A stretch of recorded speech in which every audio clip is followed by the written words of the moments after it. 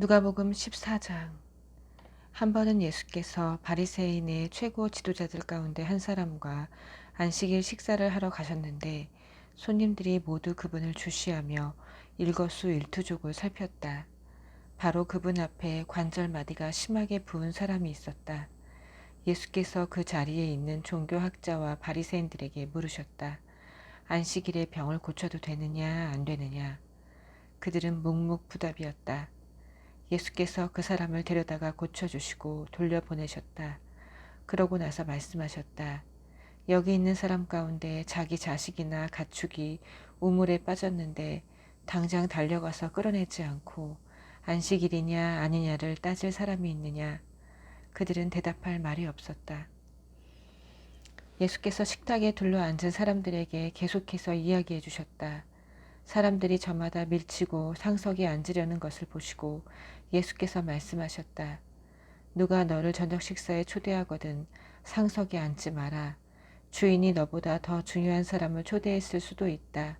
그런 경우에 주인이 와서 모든 사람 앞에서 큰 소리로 당신은 자리를 잘못 잡았소. 상석은 이 사람의 자리요 할 것이다. 그러면 너는 부끄러워 얼굴을 붉히며 마지막 남은 맨 끝자리로 가야 할 것이다. 저녁 식사에 초대를 받거든 맨 끝자리에 앉아라. 그러면 너를 초대한 사람이 와서 친구여 앞으로 나오시오 하고 반드시 말할 것이다. 그 일이 저녁 식사에 온 사람들에게 화제거리가 될 것이다. 내가 말한다. 너희가 거만한 태도로 다니면 결국 코가 납작해지고 말 것이다. 그러나 너희가 너희 있는 모습을 그대로 인정하면 자기 자신보다 큰 존재가 될 것이다. 예수께서 자기를 초대한 사람에게 말씀하셨다.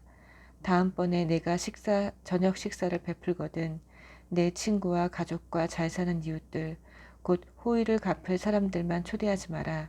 한 번도 초대받지 못하는 사람들, 가난한 지역에 사는 소외된 사람들을 초대하여라. 그러면 내 자신이 복되고 또한 복을 경험하게 될 것이다.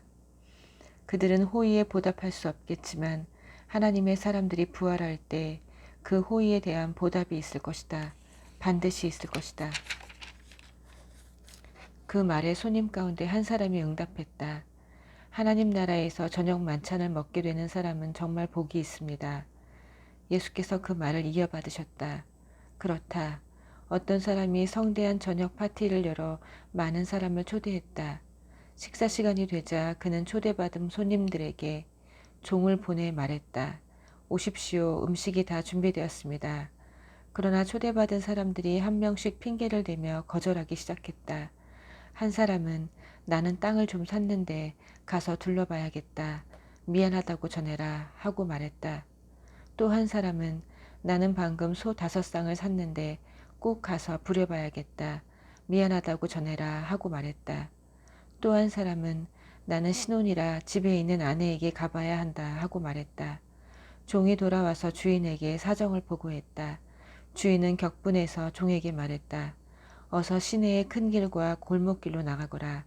가서 제대로 된 식사가 필요한 사람들, 소외된 사람과 노숙자와 불쌍한 사람들을 눈에 띄는 대로 모아서 이리로 데려오너라. 종이 다시 보고했다. 주인님, 명령하신 대로 했는데도 여전히 자리가 남습니다. 주인이 말했다.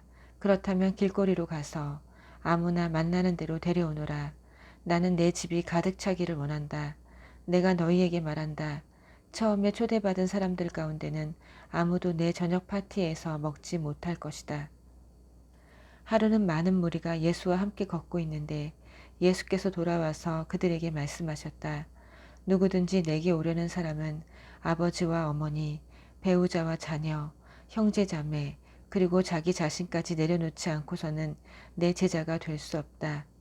누구든지 자기 십자가를 지고 내 뒤를 따라오지 않는 사람은 내 제자가 될 수 없다.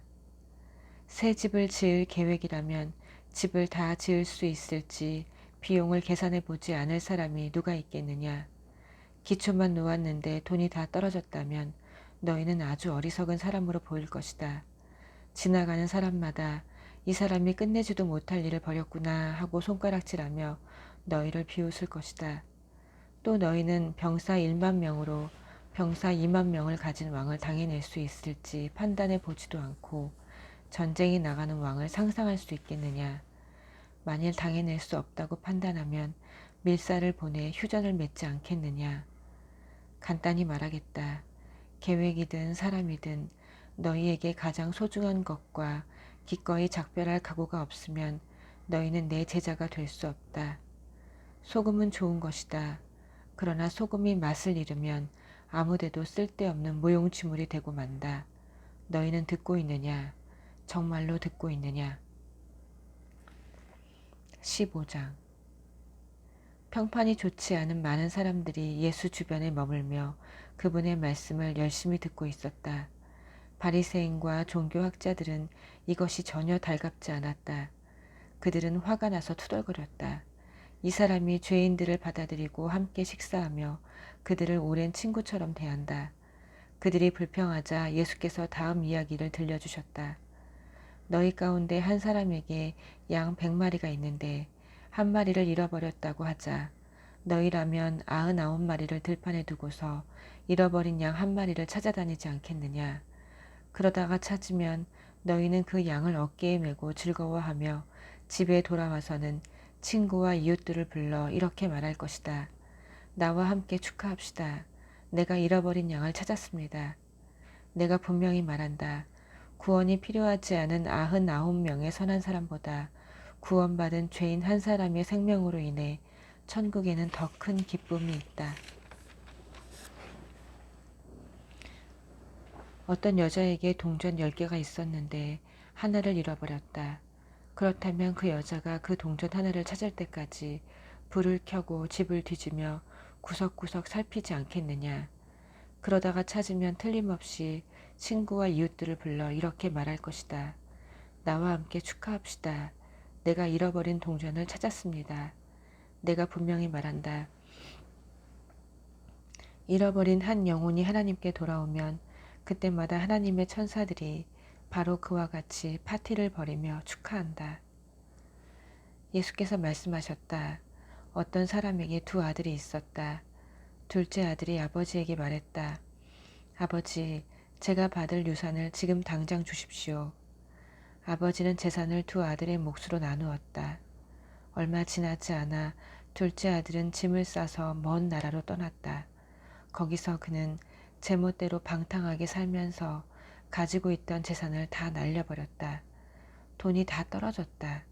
그때 그 나라의 전역에 심한 기근이 들었고 그는 구차한 형편에 처하게 되었다. 그는 그 나라에 사는 한 사람에게 일감을 얻어 들판에 나가 돼지 치는 일을 하게 되었다. 그는 배가 너무 고파서 돼지 구정물 속에 옥수수 속대라도 먹고 싶었지만 그것마저 주는 사람이 없었다. 그제야 정신을 차린 그가 말했다. 내 아버지 밑에서 일하는 일꾼들도 식탁에 앉아 하루 3끼를 먹는데 나는 여기서 굶어 죽는구나. 아버지께 돌아가야겠다. 가서 아버지, 제가 하나님께 죄를 짓고 아버지 앞에 죄를 지었습니다.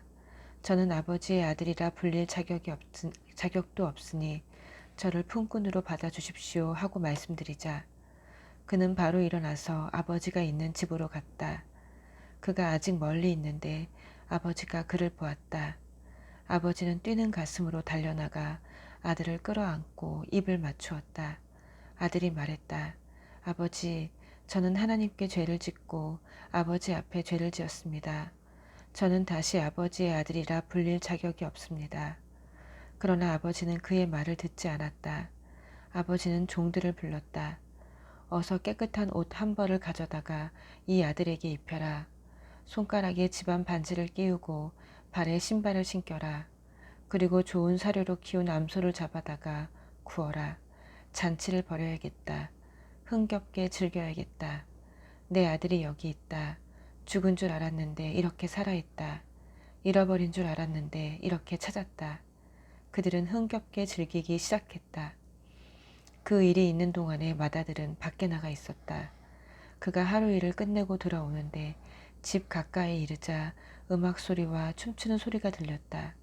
그는 종을 불러서 무슨 일인지 물었다. 동생분이 집에 돌아왔습니다.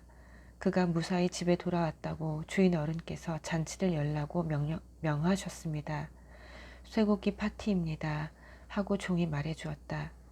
맏아들은 분하고 언짢아서 저만치 물러나 집에 들어가려고 하지 않았다. 아버지가 나와서 그와 이야기하려 했으나 그는 들으려고 하지 않았다. 아들이 말했다.